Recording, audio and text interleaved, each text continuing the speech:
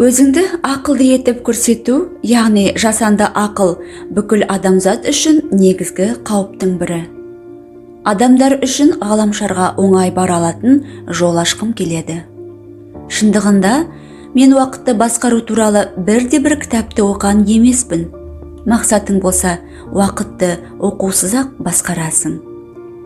Мен 20 жыл ішінде көптеген жаңа көліктер толықтай электр қуатына ие болады деп сенімді түрде болжай аламын.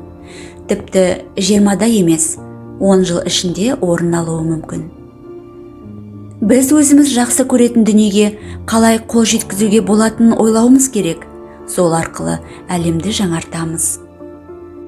Мен сүйікті ісімнің ауруына шалдыққан америкалық тұрғынмын. Мұндай дертке шалдыққандар үлкен жетістіктерге қол жеткізеді. Жеңілу қалыпты жағдай деп айтпаңыз.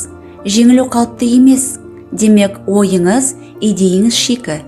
Нақты идея ешқашан сәтсіздікке ұшырамайды. Қымбатты көрермендерім, тыңдармандарым, егер каналым ұнап жатса, маған тіркеліп пікір қалдырып, менімен бірге болыңыз.